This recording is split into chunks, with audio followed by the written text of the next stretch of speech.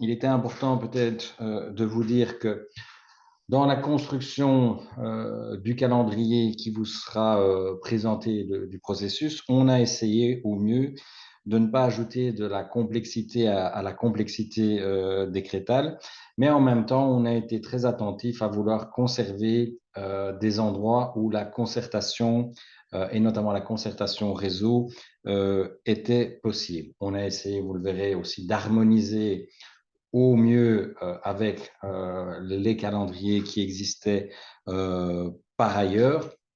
Bien évidemment,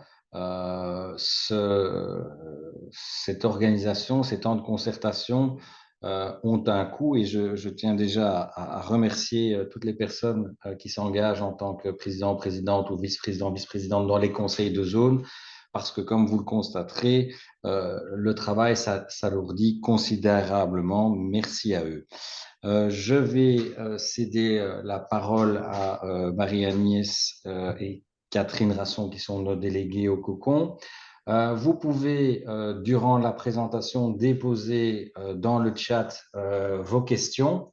Et comme on en a l'habitude, on récupérera ces questions et on s'assurera que la note qui va paraître dans le BI répond à l'entièreté de ces questions ou en tout cas d'ajuster pour que vous ayez vos réponses. Bien évidemment, en suivi de ce webinaire, les délégués au COCON et Marthe et moi-même sommes disponibles. Voilà, pour ne pas faire durer inutilement, je cède la parole à Marie-Agnès et Catherine.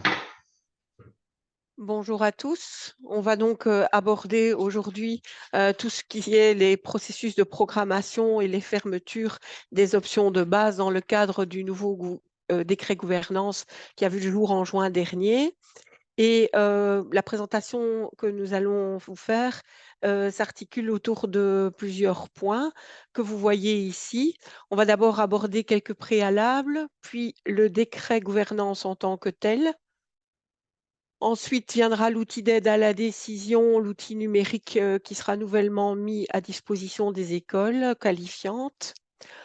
On va aborder le point essentiel des programmations en faisant un bref rappel de ce qui se passe en général de transition, en technique de transition dans le spécialisé et au DQ pour cette rentrée 24, avant de s'attaquer à ce qui fait l'essentiel du focus d'aujourd'hui, c'est-à-dire les programmations pour le DQ à la rentrée 25.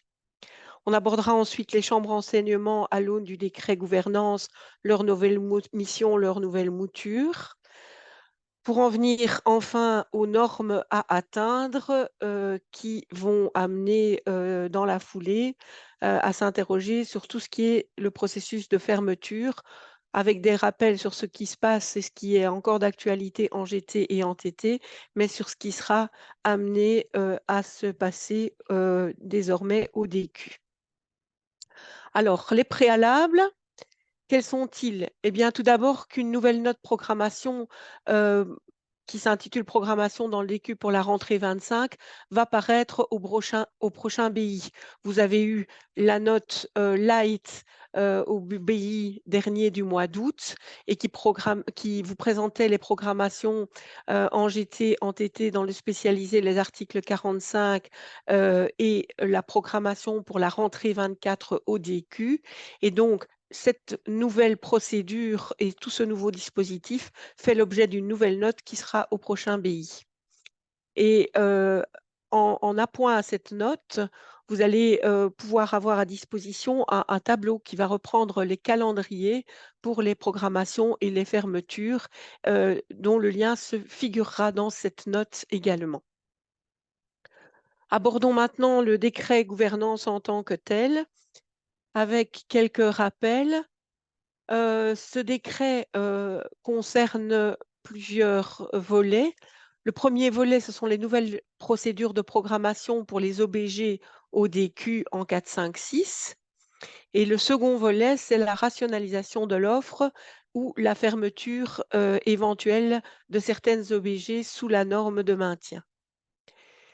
Qui concerne-t-il ce décret gouvernance? Il concerne le DQ 456 pour la programmation et la rationalisation, mais il concerne également les 7CQ et les 7P, ainsi que l'alternance des articles 49, uniquement dans ce cas-là pour les programmations. Qui n'est pas concerné par ce décret? L'enseignement spécialisé, le premier degré, les D2 et D3 GT et TT, l'alternance 45 et tout ce qui relève du processus d'harmonisation.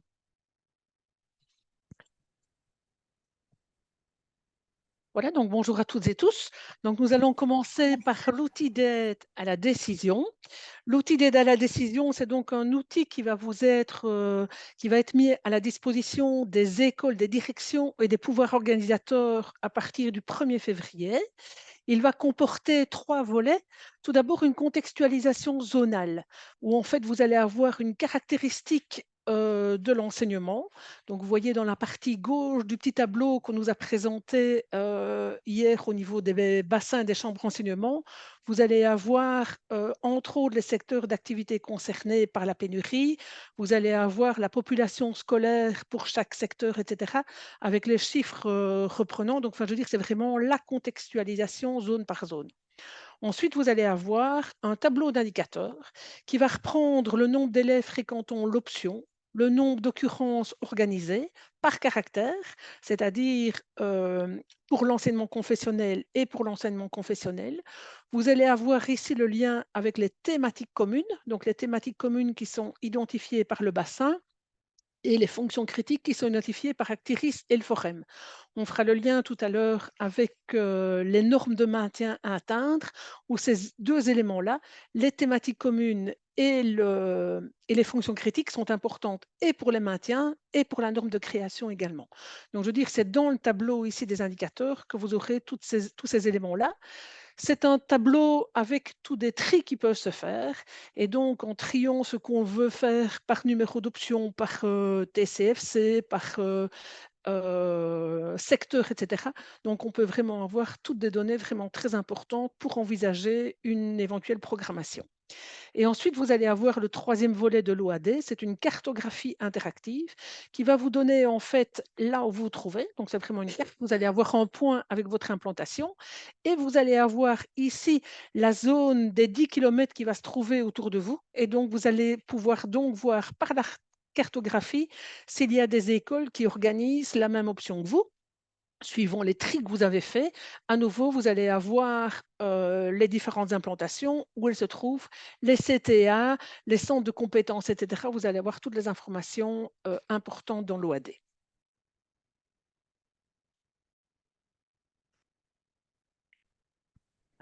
Alors, venons-en au calendrier des programmations et à ce que vous connaissez déjà, et donc un bref rappel d'une procédure qui vous est probablement déjà familière, celle qui était en vigueur actuellement et qui le demeure pour le GT, le TT et ODQ pour les programmations de cette rentrée 24. Donc, pour le 15 novembre, vous introduisiez auprès du réseau et du président du Charme votre dossier d'intention de programmation et les Charmes se réunissaient avant le 15 décembre. Dans le courant janvier, suivant les procédures définies par l'administration dans la circulaire annuelle, vous programmiez votre option dans GOS et le COCON se prononçait sur la levée de réserve des programmations pour lesquelles il était souhaité de remettre un avis pour le 31 janvier. Le cas échéant, si certaines de ces décisions paraissaient être, pouvoir faire l'objet d'un recours parce qu'il y avait eu des éléments non pris en compte, ce recours devait être introduit pour le 20 février au niveau par un PO ou par une zone. Le 31 mai, le Conseil général terminait ses travaux et remettait ses avis sur les programmations d'options qui étaient classées R, R carré, le spécialisé et les articles 45. Et le COCON communiquait la décision à ce sujet, la décision du gouvernement intervenant dans le courant du mois de juin pour les programmations classées P et programmables, c'était le COSO qui suivait l'ORCO qui tenait lieu de décision. Toutes les programmations, donc GT, article 45 spécialisé et les programmations au DQ pour la rentrée 24 vont suivre exactement ce même schéma. Venons-en maintenant aux spécificités de la programmation pour la rentrée 24-25. Il y a un bug. Désolée.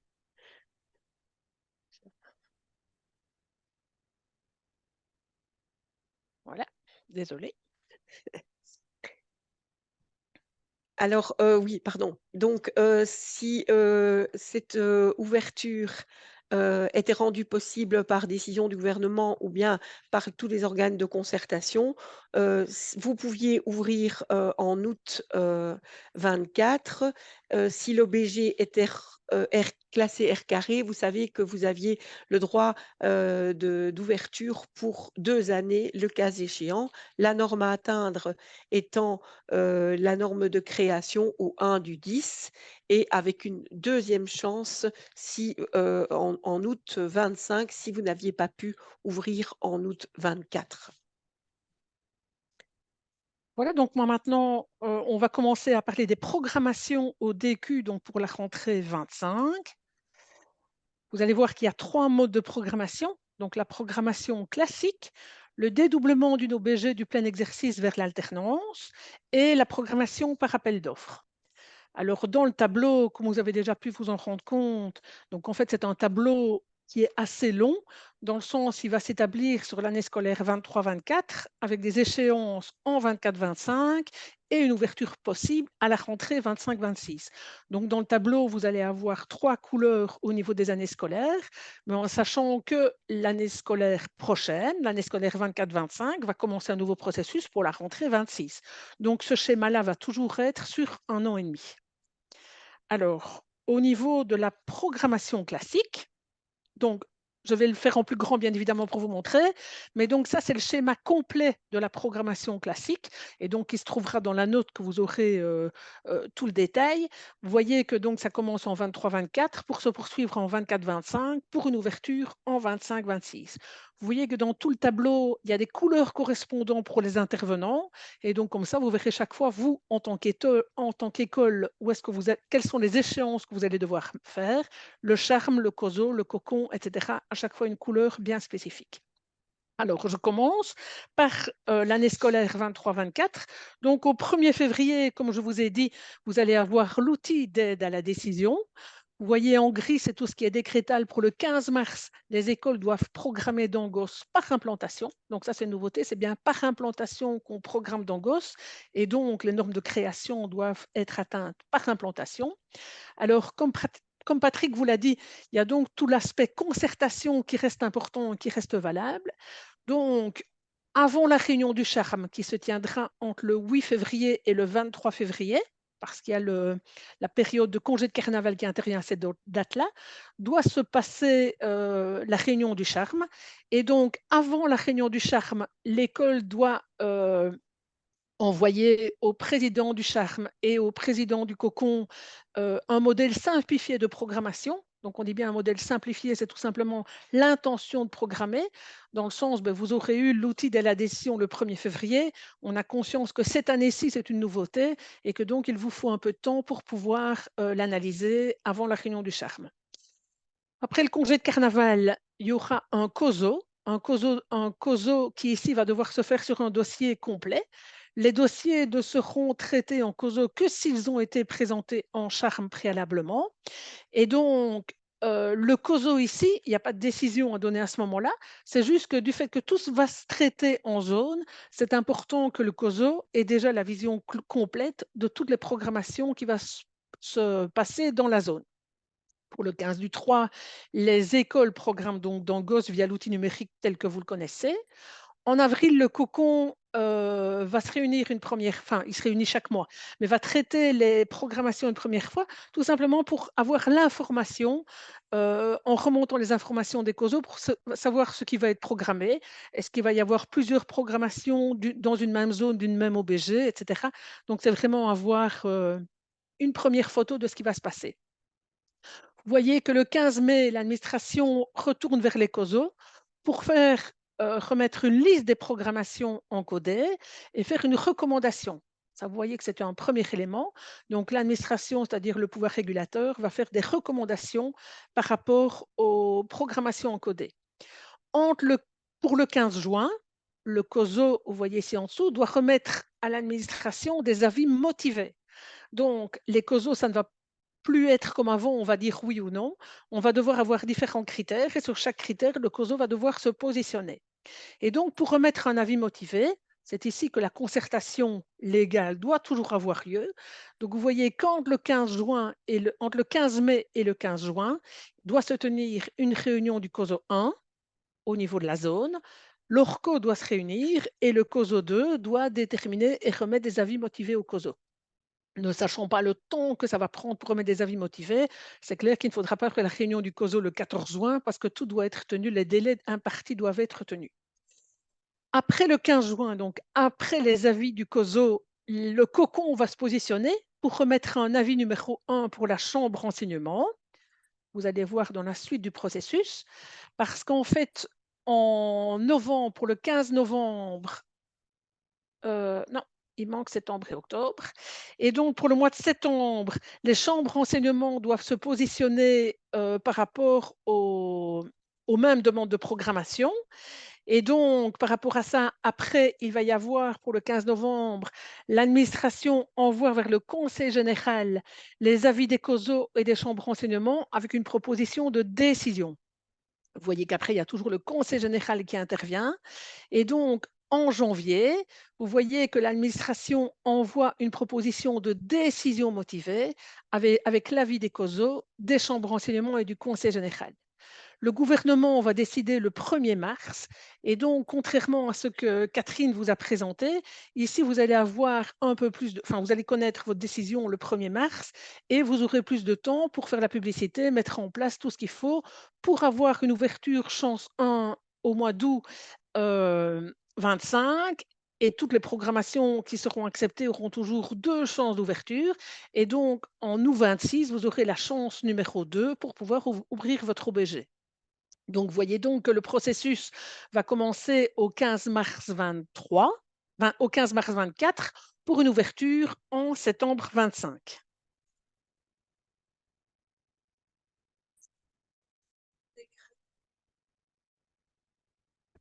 Alors, suite au décret, des ajustements sont également d'actualité dans les procédures de dédoublement d'une OBG du plein exercice en alternance.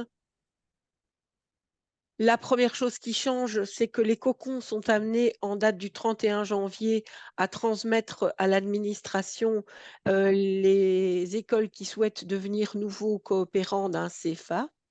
Et donc, cette date butoir du 15 janvier nous amène à vous demander de vous positionner dès le mois de novembre, le 15 novembre, donc vers le réseau en manifestant votre intention de devenir nouveau coopérant d'un CFA avec toute la procédure qui est associée, y compris l'accord du conseil de direction du CFA correspondant. Quelque chose qui change si vous l'êtes déjà coopérant CFA et que cette procédure vous est familière, c'est que ce dédoublement doit être demandé chaque année. C'est vraiment une procédure qui devient annuelle et qui doit, elle également, se dérouler dans GOS par une demande encodée le 15 mars. Ce qui nous amène à vous faire la proposition de rentrer vos demandes de dédoublement pour la date du charme qui se déroule entre, Marie-Agnès vous en a parlé, le 8 février et le 22, en nous transmettant également au niveau du réseau votre intention de dédoubler votre OBG en alternance. Si toutes les conditions sont remplies, le dédoublement, est réputé effectif en août suivant, en août 24, et ce dans chacune des années du DQ, donc en 4e, en 5e et en 6e. Par contre, si l'administration revient vers vous avant, le 15 mai, c'est qu'il y a un problème parce que, et on le verra plus tard dans les processus de fermeture, une OBG qui est en risque de fermeture 2 ne peut plus être dédoublée en alternance.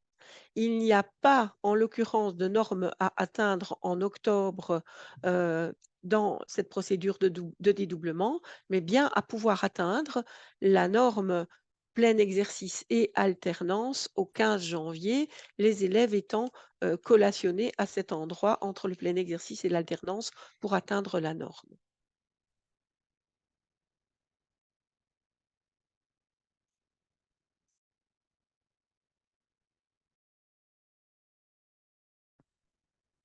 À nouveau, un problème informatique.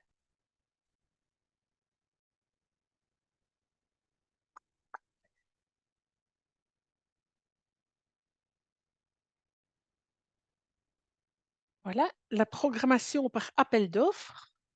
Et donc, à nouveau, vous voyez un grand tableau qui va être explicité en différentes parties, mais donc c'est le même type de processus et la même temporalité.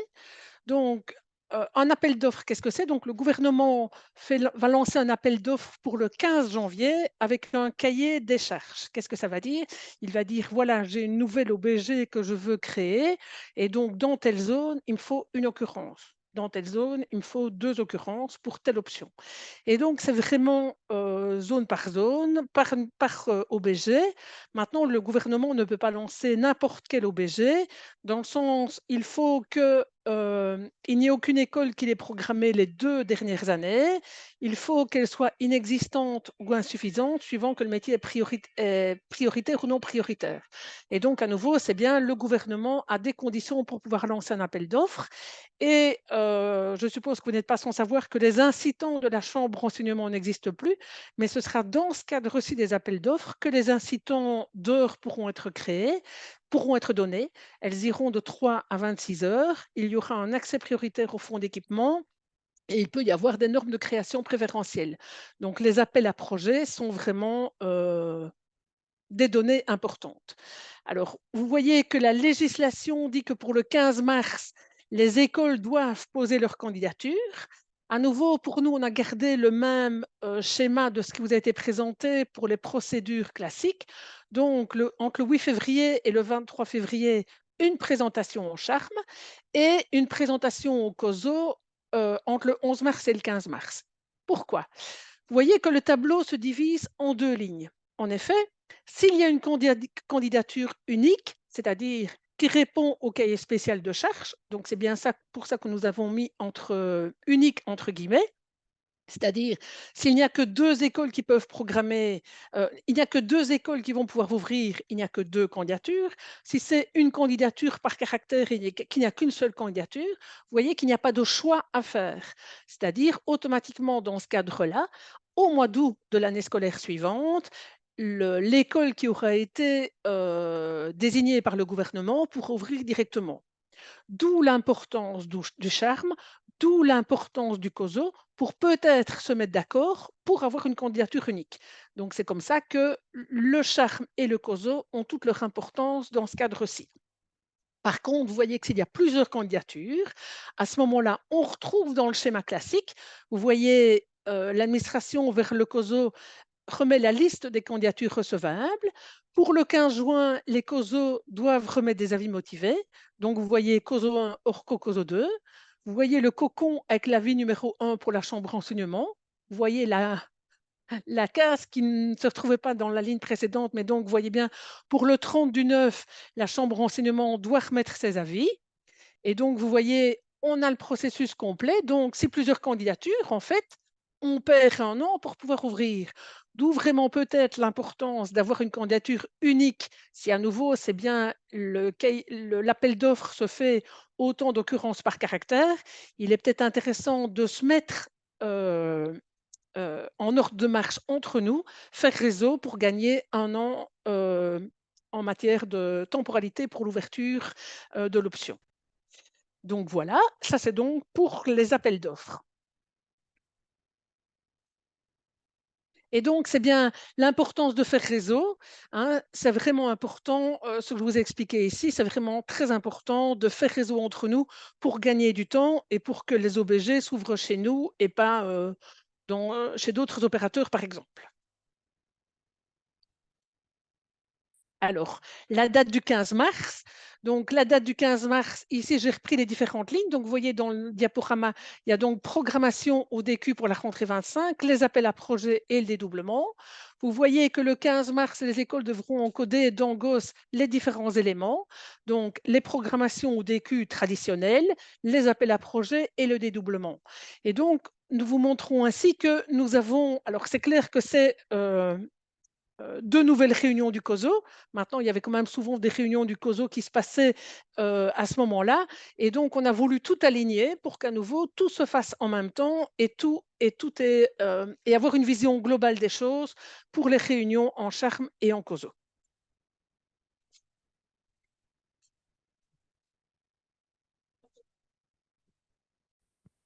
Passons maintenant aux chambres enseignement, dont le décret gouvernance remanie à la fois les missions, la composition et aussi les modalités de fonctionnement et en font un acteur clé du processus de programmation dans le cadre du décret gouvernance. Alors, les missions se voient revues et donc les chambres enseignement vont devoir remettre un avis motivé sur les demandes de programmation des OBG des établissements. Remettre, Marie-Agnès vous l'a expliqué, un avis motivé sur les offres déposées par les écoles dans le cadre des appels d'offres du gouvernement, mais également, et là on touche à la rationalisation et au processus de fermeture des OBG qui sont sous la norme, elles vont devoir soutenir l'élaboration et la mise en œuvre des plans de restructuration de l'offre d'enseignement secondaire qualifiant des écoles que l'on appelle fortement impactées et qui peuvent bénéficier de la dérogation qui est prévue à l'article 26 du décret. Ces OBG, ces écoles qui voient leurs OBG fortement touchés, nous y reviendrons ultérieurement dans tous les processus de fermeture de manière plus concrète. Alors, cette composition des chambres est également revue. La présidence en est assurée par le directeur de zone ou le directrice de zone. 2 représentants de chacun des conseils de zone confessionnels et non confessionnels s'y retrouvent. En l'occurrence, ce seront les présidents et vice-présidents des COSO. Il y aura également 2 représentants par caractère issus des fédérations de pouvoir organisateur, en l'occurrence le délégué COCON et le directeur diocésain. Il y aura un représentant du conseil zonal de l'alternance, un représentant de l'administration générale de l'enseignement, 3 membres de la chambre de l'emploi et de la formation de l'IBFE, dont le président, un représentant des employeurs et un représentant des travailleurs, un représentant du Forum ou d'Actiris, 5 représentants des syndicats de l'enseignement et un représentant de chacune des organisations représentatives des parents. Cet ensemble de personnes que je viens de citer constitue les membres permanents de la chambre enseignement. Il y a également des membres invités qui, eux, ne disposent pas du droit de vote et de toute façon, parmi les membres permanents, certains d'entre eux n'ont pas non plus droit de vote, mais les représentants du spécialisé, de la promotion sociale et des experts utiles à la tenue des débats sont membres invités et non membres permanents.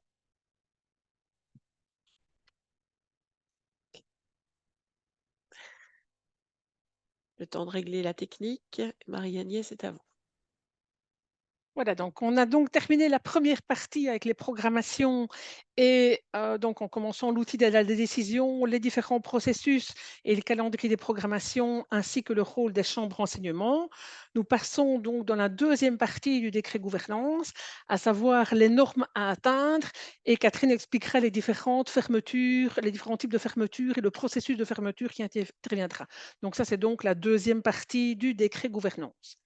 Alors, quelle norme à atteindre? Donc, la norme de maintien est toujours calculée au 15 janvier pour tout OBG noté en cours d'Angos. En cours, qu'est-ce que ça veut dire? Ça veut donc bien dire que l'OBG a été créé en 4, 5, 6. D'accord? Donc, il n'y a pas de norme de maintien à atteindre quand l'OBG est en cours, est en création, soit en quatrième, quatrième, cinquième. Donc, c'est toujours quand les élèves arrivent en sixième qu'à ce moment-là, la norme de maintien doit être calculée.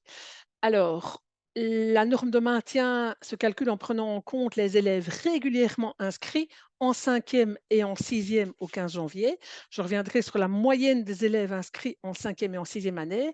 Et voyez donc bien, c'est par implantation et non plus par établissement. Et donc, une école qui aurait différentes implantations bien distinctes, c'est par implantation que les normes de maintien doivent être atteintes.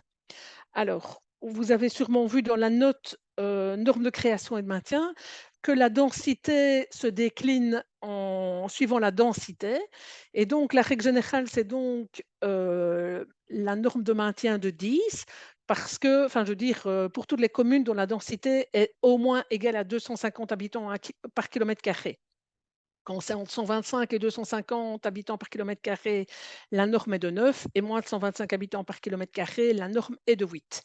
En d'autres mots, qu'est-ce que ça veut dire le nombre minimum d'élèves en moyenne par année d'études au sein de l'OBG? Donc, dans la circulaire, vous avez vu ce terme-là, nombre minimum d'élèves. C'est donc, si la norme est de 10, il me faut donc, pour la cinquième et la sixième, il me faut 20 élèves. Et donc, ce n'est pas 10 en cinquième, 10 en sixième, ça peut être 5 et 15, ça peut être 8 et 12, ça peut être 13 et 7, ça peut être différentes combinaisons, mais pour arriver au chiffre de 20 au total sur les cinquièmes et les sixièmes. Donc ça, ce sont les normes de maintien à atteindre. Alors, des exceptions aux normes de maintien, donc ne sont pas soumises aux normes de maintien. Et donc, il n'y a pas de normes à atteindre.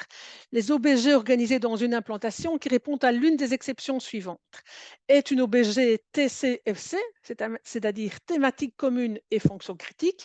Et vous avez bien vu que nous n'aurons à disposition cette liste-là que pour le 1er février lors de l'OAD, donc l'outil d'aide à la décision. Avant, nous ne savons pas vous dire de manière certaine quels sont les TCFC zone par zone. Deuxième exception aux normes de maintien, être la seule OBG par caractère dans chaque zone. C'est donc dans le caractère confessionnel, être l'occurrence unique par zone. Ça, nous avons la liste et je pense que beaucoup d'entre vous, vous savez si vous êtes le seul à organiser cette option-là dans votre zone. Et en milieu rural et semi-rural, c'est-à-dire si la densité est inférieure à 250 habitants par kilomètre carré, s'il n'y a aucune occurrence dans aucun réseau dans un rayon de 10 km. Et donc, ce n'est pas d'occurrence en interréseau à 10 km autour de vous. Et donc, vous faites le lien avec l'OAD. C'est via l'OAD que vous aurez le cercle autour de vous avec les 10 km, avec les éventuelles occurrences qui pourraient se passer en interréseau autour de vous, OBG par OBG. Et donc, vous avez vu dans la note norme de création et norme de maintien, comment pouvoir vous savoir est-ce que vous avez des normes à atteindre, oui ou non. Vous posez la première question, est-ce que l'OBG est une thématique commune et fonction critique? Oui, vous voyez donc il n'y a pas de norme à atteindre, je suis dans le haut du tableau. Sinon, donc si elle n'est pas thématique commune fonction critique, deuxième question à vous poser, est-ce que c'est une occurrence unique par caractère dans la zone? Oui, à nouveau, il n'y a pas de norme de maintien à atteindre. Si c'est non, on se pose la question de la densité. Si la densité n'est pas inférieure à 250, c'est-à-dire qu'elle est supérieure à 250 habitants par kilomètre carré, vous voyez que la norme de 10 à atteindre en moyenne sur la cinquième et la sixième, c'est la norme de maintien à atteindre. Si c'est oui, donc vous êtes bien en rural ou en semi-rural, vous devez regarder est-ce qu'il y a une occurrence en interréseau à 10 km. Si c'est non, il n'y a pas de norme à atteindre. Si c'est oui, la norme à atteindre est de 8 ou de 9, suivant qu'on est en dessous de 125 ou en dessous de entre 125 et 250 habitants par kilomètre carré. Ce sont donc pour les normes de maintien à atteindre.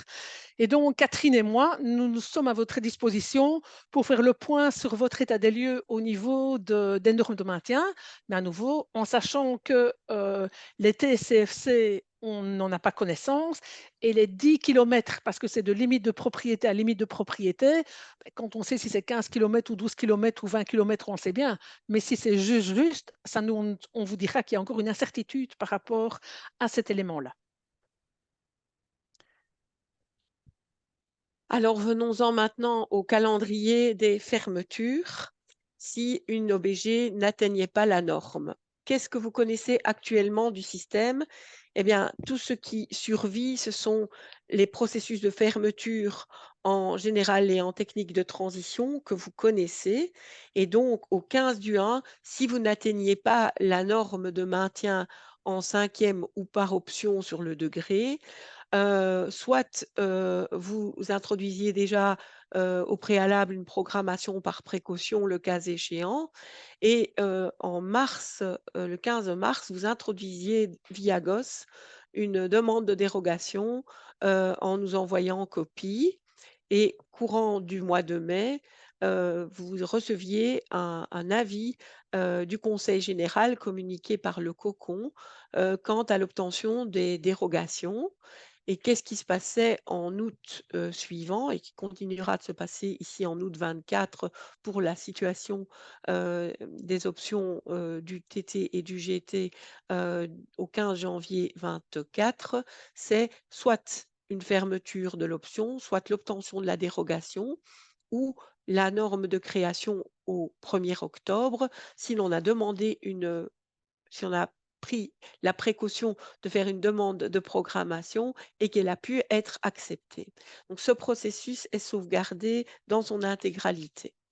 Alors, au niveau des fermetures imposées du DQ, la technique va nous rejoindre d'ici quelques secondes, si vous voulez bien nous accorder votre patience.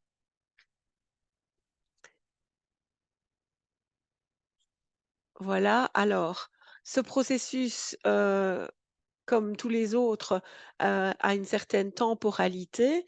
La première jauge va être prise le 15 janvier 24 et toutes les situations antérieures sont, zérotées. Donc on ne tiendra pas compte de la situation, antérieure,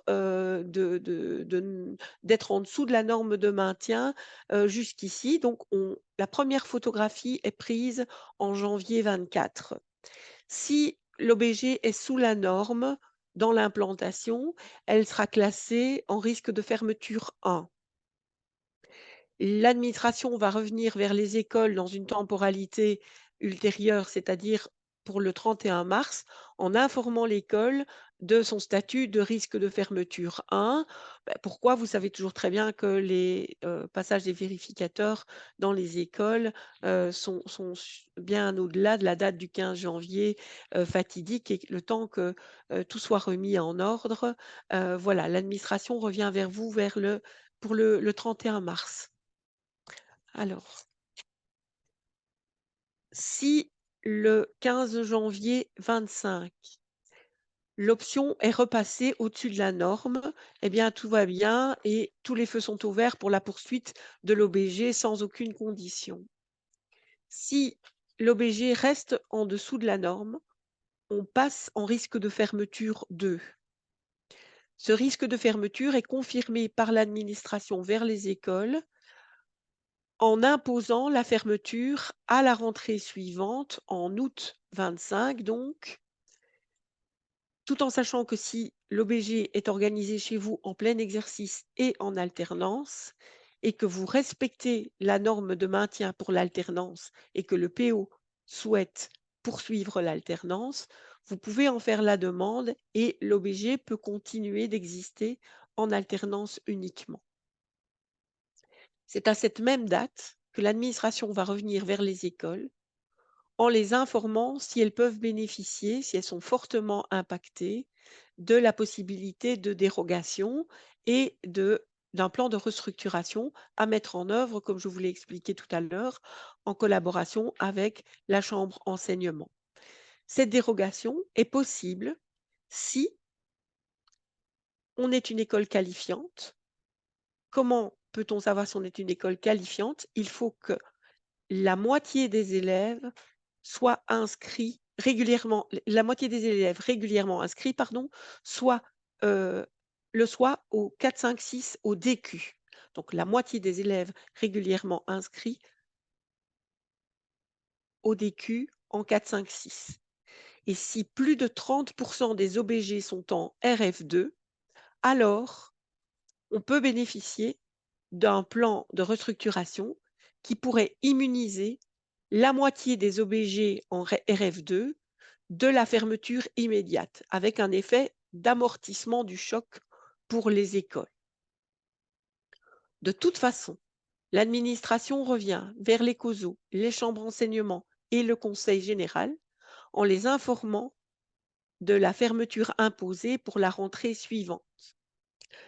La fermeture est graduelle et commence en quatrième, en août 25, en août 26 en cinquième, en août 27 en sixième. Si on bénéficie de l'immunisation liée au statut d'école fortement impacté, alors à ce moment-là, on va fermer 50% des OBG qui n'atteignent pas la norme, avec toutefois une vigilance particulière, puisque les OBG qui sont sous la demi-norme seront de facto fermés. Il n'y a à ce moment-là pas moyen d'échapper à la règle. Et donc, les 50% des OBG qui n'atteignent pas la norme sont fermés, les 50 autres pourcents sont fermés dans un phasage avec une immunisation pendant 3 ans, une immunisation qui est à négocier, je vous l'ai dit, avec la chambre enseignement dans un plan de restructuration dont, à l'heure actuelle, on ne connaît pas encore non plus l'exacte forme et la négociation fine. Mais voilà la temporalité dans laquelle ce processus de fermeture va se dérouler. Alors, je vous ai parlé des fermetures imposées. Il y a toujours un choix de fermeture d'initiative qui reste possible. Si l'école le choisit, le PO en informe l'administration au travers de la procédure GOS au 15 mars. À noter tout de même que cette information est irréversible. Quand vous avez pris cette décision, on ne sait pas revenir en arrière et elle prend cours à partir d'août 24 en quatrième avec la fermeture graduelle dans le processus que je vous ai déjà décrit dans les fermetures imposées.